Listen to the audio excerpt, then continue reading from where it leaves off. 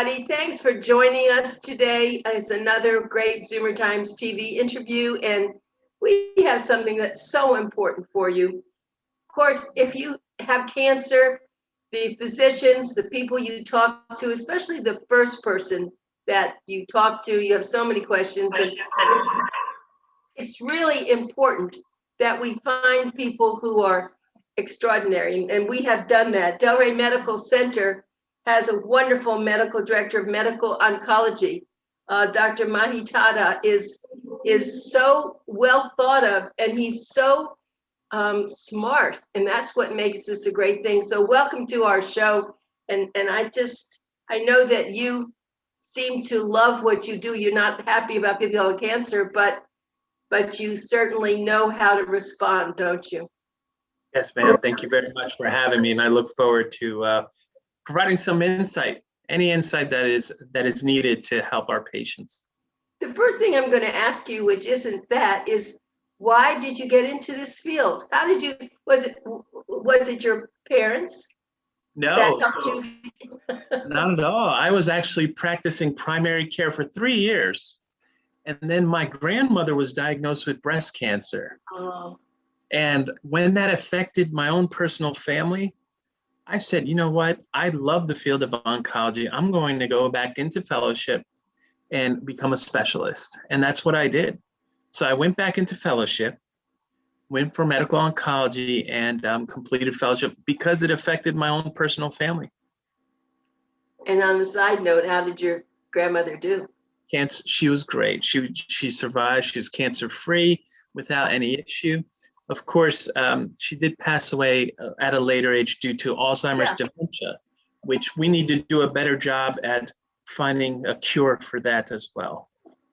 Right, and you bring up a very good point, but getting back to the oncology, at least, my goodness, you were able then, not at the time, because your grandmother had the cancer, but it opened your eyes to what was important. So she served a great purpose for you. Without a doubt, and I am eternally thankful for her. Right. Okay, well, let's just talk about that. So you had to go back and get a lot more expertise and credentials to be able to do this. And I see where you have been at a lot of cancer centers all over Florida and across the country, but Delray Medical now has a sterling reputation for so many things. And now with medical oncology, with your coming aboard, it's just wonderful. Thank you so much. Yes, we are in the process of developing and creating a really robust oncology program within Delray Medical Center. We have access to the Proton Center for Radiation, which is really, really such an advantage because there aren't many within the country. We also have stellar surgeons. We have a trauma center there. We have some of the best pathologists within the state that are actually able to analyze tissue.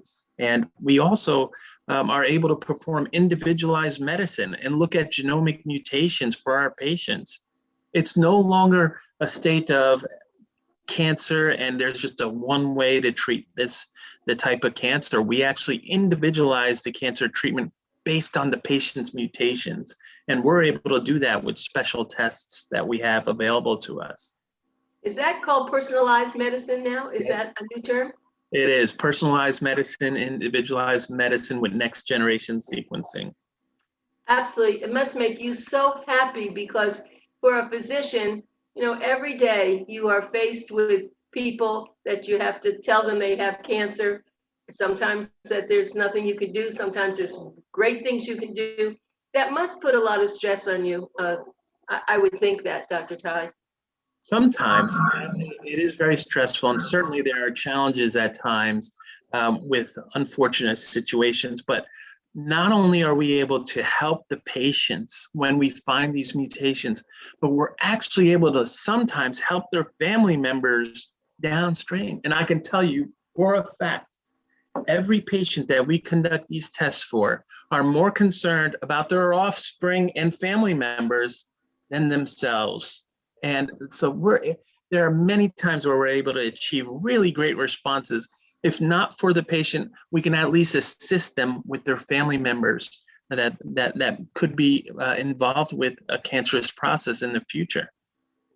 So Dr. Taha, do you have actually then a way, I would think, so when someone comes in, they're probably referred to you from a primary care physician or something like that, and then you have to now figure out what all these elements that you were just speaking about, what you would do, what you would use, and to share that with them. That's pretty complicated. Absolutely. Every day oncology continues to change. And that's why I'm so passionate about it. I love that challenge. But at the same time, it does continue to change, and it does require putting all the pieces together to give the best treatment options for those patients. Yeah, and I know that I do have friends right now and family members who are struggling with cancer, and they, it seems like it's good. And then after they think that it's in remission, it pops up somewhere else. And so I guess you have to make people know that when they have cancer, they have to really be on guard. You have to keep seeing them, I have to assume, to make sure it doesn't spread or whatever it does. Absolutely. Even if a patient becomes cured or they're in remission, they still continue their relationship with their oncologist. When I meet a patient for the first time, I tell them, this is a second marriage for you, because you and I are going to be together lifelong. And the reason why is because you have to continue with surveillance and continue to be monitored and make sure that this does not come back. I often tell my cancer patients, the physical aspect is part of it, but there is a psychological and emotional process to it too. This is a roller coaster. There are going to be ups, there's going to be downs, and you just need the proper support, whether it comes from your clinical team or your family members or friends, to help you support you through this process. And I'm sure that, knowing Delray Medical Center, there's a big support group for cancer survivors. There is, and we're actually in development of creating even a bigger support group. But not only is it available at Delray Medical Center, but there's online support groups, there's county support groups, there's national support groups. There's a vast array of resources that are available to cancer patients. And, I love that there's so much support out there for our cancer patients because they need it. So Dr. Taha, this is a big question. Are we going to find a solution to cancer? Are we going to be able to someday not have to worry about it? Oh, I would love the day that I am let go because there's a cure for cancer and an oncologist is not needed. I will be happily to lose my position when that day occurs. Every day knowledge is power, and every day we are one step closer. We have a long way to go, but we are certainly working on it. That is for sure. I go to a lot of the Scripps research speeches. There's one coming up, I think, in a few weeks, and it happens to be on cancer. And I know that all over the country, they're doing this. And I know you've been affiliated with some very large cancer centers, and that's admirable. But at the moment, when someone comes in and they have cancer, now that's what I want to talk about. Talk to us about all the various cancers and what's probably the most prominent, and then where else it goes. Can you do that? Yeah, absolutely. So the most common cancer in the United States, believe it or not, is skin cancers, especially being here in Florida. Now, of course, we know in females, breast cancer is very prominent, and males, prostate cancer is very prominent. But as far as the most common cancer, it is skin cancers. Now, the majority of them are easily treated and cured. A simple basal cell carcinoma of the skin or a simple squamous cell carcinoma of the skin is easily treated with your local dermatologist. That's why, especially for Florida residents, it is so important to wear UV screening, wearing clothes that protects your skin, continuous applications of SPF, and seeing your local dermatologist quite often, because it is said that at some point in your lifetime, there's a 75 to 80% chance of getting some type of skin cancer during that time. Of course, there are more aggressive types of cancers out there that you should be aware of. It is so important to make sure that you move forward with your screening, whether it's on an annual basis as recommended or semi-annual, depending on the type of cancer, like breast cancer screening, colon cancer screening, if you're a smoker, lung cancer screening. There are all types of cancers that have screenings that are available and usually set up by their primary care physician. And it's important to keep up with those appointments. You know, one of the topics that often, unfortunately, we're dealing with a global pandemic right now, and many patients are fearful of getting their screening tests done because they don't want to go to their appointments, the offices, the hospitals, in fear of getting COVID-19. But the truth of the matter is, what we're seeing is patients are delaying their diagnosis of their cancer, and it's become more advanced. We're catching it more advanced because the patients are delaying their surveillance and their screening. And so what I try to do to all the patients within the community and all the patients that I can speak to through outreach programs is letting them know, hey, we're doing a really good job of making sure that the environment is safe and clean, and we're taking precautions so that you should come on back, guys. I know it's one step at a time, but come on back and get your screening done so that we can make sure that the patient is fine and they don't have any cancerous outcomes right now. Because as you know, early detection is the key factor in oncology. Catching it early is the most important factor. And the sooner you get screened, the sooner it can be caught. I'm glad you brought that up because I'm one of the guilty people. I held off having my mammography, my mammogram, until I had both, had my my COVID shots, and I of course it was fine and all that, but I was one of those people. So I'm glad you brought that up. And you're so right that you need to go and do it, because I do notice that the medical offices are so careful about everything. I mean, you walking into the office, they only let a few people in at a time, or one person at a time. So that was a great thing that you said. So hopefully our listeners and our viewers will take that to heart, because you're right. And maybe a difference of a couple of months on something can make it, much harder for you to treat it. Without a doubt. That sentence you just stated about the couple of months can advance your cancer significantly. And that can be a difference in between curative intent for your cancer versus metastatic disease stage 4. And so it is very important that you keep up with your screening. I want to go back to breast cancer because I attended I guess I was moderating a meeting, and there was a woman who was I guess she was a plastic surgeon, and she did not have the cancer, but it was in her family, and she decided to have a double mastectomy. I just was surprised at that. That must be very brutal in a way. How serious is that when your family has this, and is that the right thing to do? Well, that goes back to what we were talking about with personalized, individualized medicine.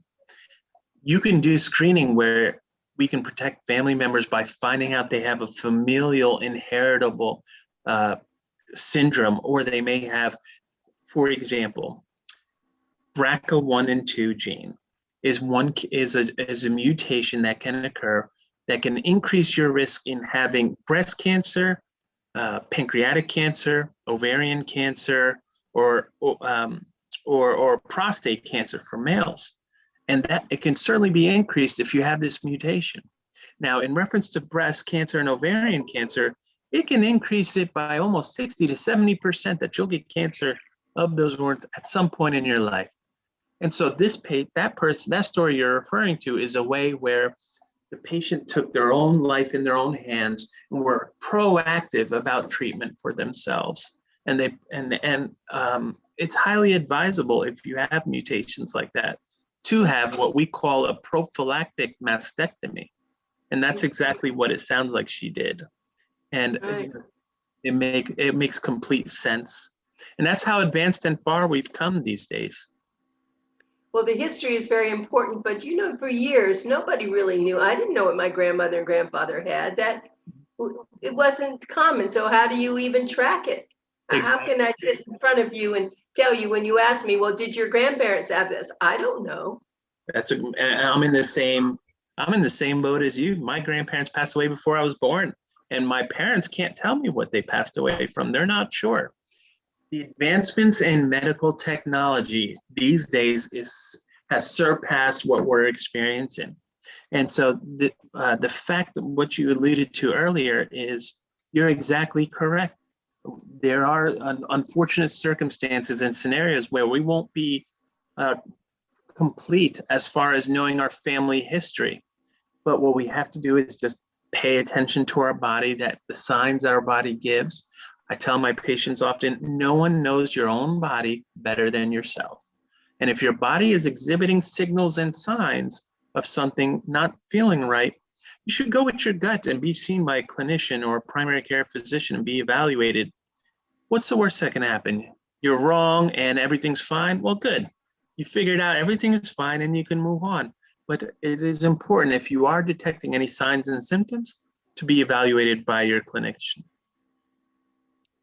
Well, let me just tell everybody, you're now listening to the medical director of medical oncology from Delray Medical Center, and it's Dr. Mahdi Taha. Did I do that? Mahdi You Taha? did it right. Yes. Okay, I love your name. Thank you It's so like a much. musical song. Thank you so And much. so, yeah, it's wonderful to have someone like you there, accessible. As you said, you like to make speeches out in the public, and that's so important because I can imagine what it must be like for you when someone comes in and they're such a nice person and you have to tell them that they have a very serious cancer. And then, of course, with their emotions, you have to help them think through what you're going to do and where the possibilities. And so it takes a lot from a doctor. I've always felt that doctors don't get enough credit for what they have to go through. You may see 10 patients in one day, and that must be very hard on you. Yeah, it is quite challenging. And, if I do see a patient that needs extra attention or time, I certainly will give it to them. The other factor to it is sometimes I have to deliver bad news.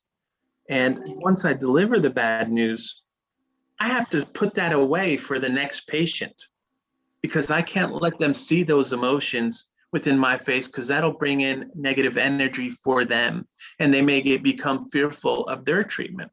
So at times it can be challenging where you're dealing with the roller coaster of emotions where one patient unfortunately has bad news, and then you have to jump to the next patient and give them either good news or just talk about their treatment. So it's very important that you provide the patients with reassurances for their treatment and provide them comfort, because I absolutely know that it is an emotional roller coaster and we have to support them as much as we can. Well, one thing, and I just tell you that I actually am a gerontologist, and so I do understand a lot of the psychological problems, and I think coming from you would be very helpful. When someone has cancer, sometimes their friends stop coming because they don't know how to talk to them. Yeah. And I'd like you to share your feelings. I know my feelings about it, but it's so important, isn't it, that they don't lose their friends and their contacts? Oh, without a doubt.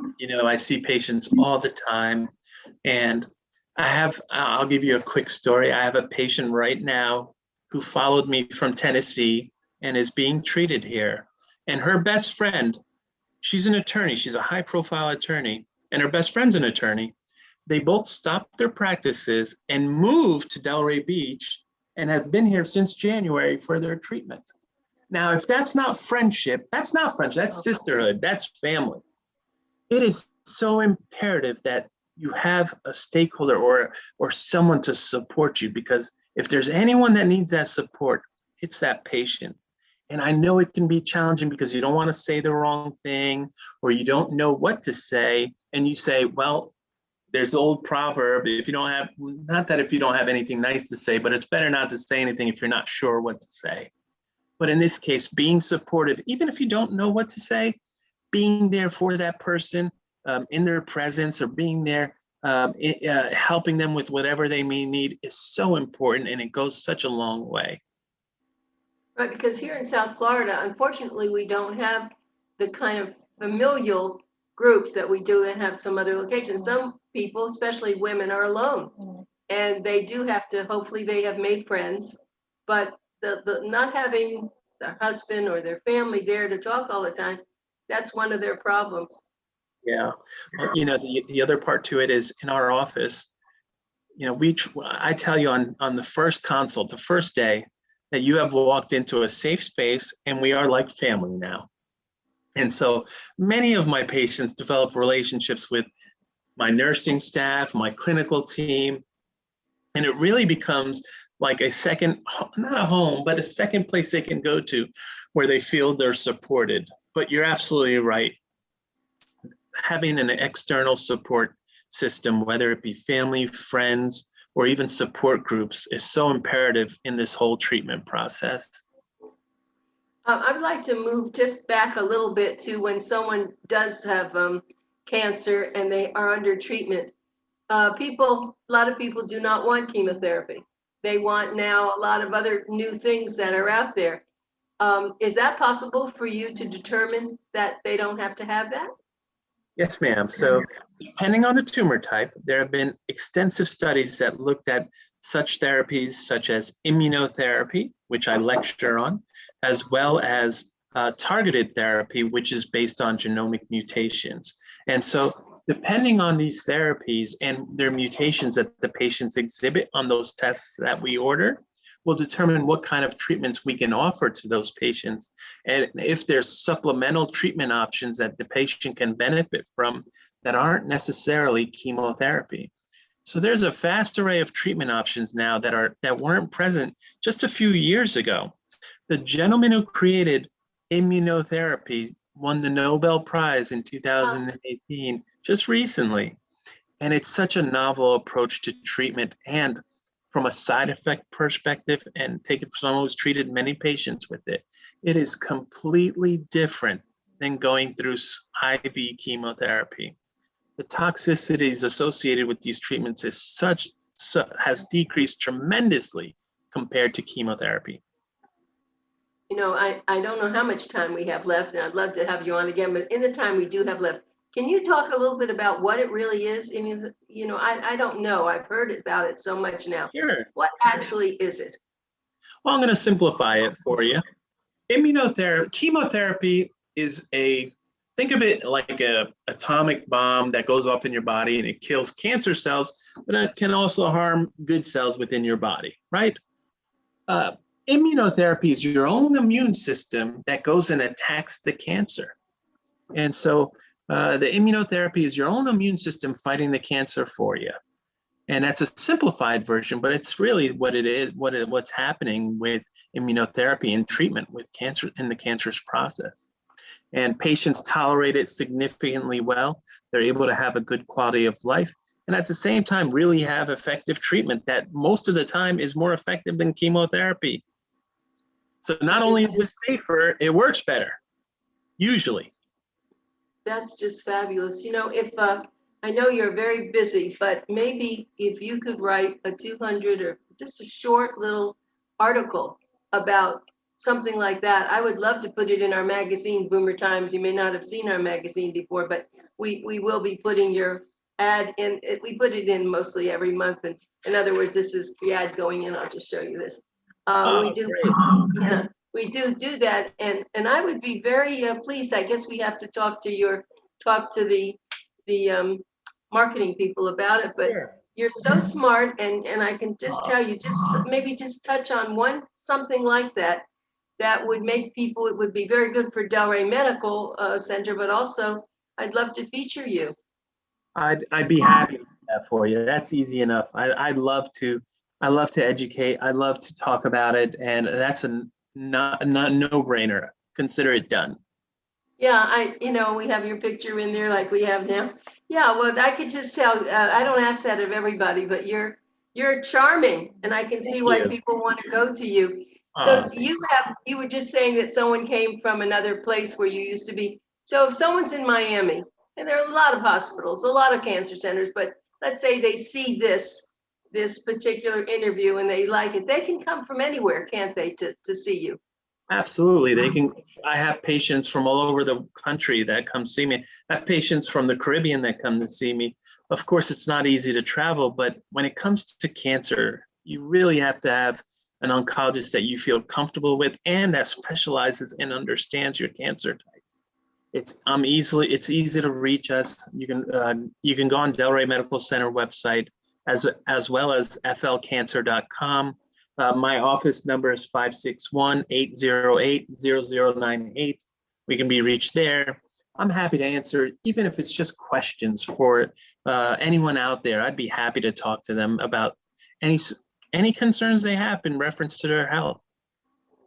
So when your little boy says to you, Daddy, what do you do all day? What do you say? Oh, yeah. What do you say? All the time is because I work often. She's very attached to me, and she says, "Where are you going?" I said, "Work." She goes, and she's 3 years old, and she goes, "Oh, you doctor?" I say, "Yeah." And she goes, "Oh, okay, I want to be doctor too." I said, "Okay, one day." But yeah, it's really amazing and cute. And she's my first child, so I'm still with the little child phase where they're really adorable and we're having a lot of fun together. 2 minutes. Do you ever tell her exactly what you do though about the people? I guess it's a little bit more than she could handle at this point. I think I don't know if she would understand the concept of cancer and life and death just yet, but one day she'll know, and I'll explain it to her. No, this says you make people feel better. You do that, you take care of them, right? Absolutely. She knows that, that's for sure. Matter of fact, one of her first toys that she ever wanted, this is when she was in her development, and when she turned 2, and she can actually ask for things, is I want doctor toy. I want doctor toy. So. And what'd you get her, a stethoscope? Yeah, they make these play sets with stethoscopes. Right. She absolutely loved it. Right. I know that a lot of us, before women thought they could be doctors, we used to have little nurse kits, Yes. with the pills that people take. Well, that's really great. And you're so you like living down here. I see that you lived all over the country, actually, when I was seeing this. And so is this a nice place for you? Is this making you happy? Absolutely. The reason why we came down here is I was in Atlanta prior to here, and I lost my uncle to COVID. Oh, no. Yeah, well, less than 1 minute to go. I'm sorry. Okay. Sure, Sorry. thanks. I lost my uncle to COVID, and it made us rethink where we wanted to be, and we wanted to be close to family, which is why we moved down here. I see.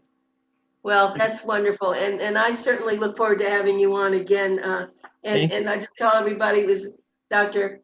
Mahdi Taha, and he is the medical director of medical oncology at Delray Medical Center. Thank you so much, and have a great day and do such good things for people. I know that they're fortunate to have you. Thank you so much. And I will follow up with that brief editorial that you're asking for. Please, thank you. Thank you. Okay, everybody, thank you for watching this interview. I'm sure you enjoyed as much as I did. We'll be right back with another one. Bye-bye. Bye.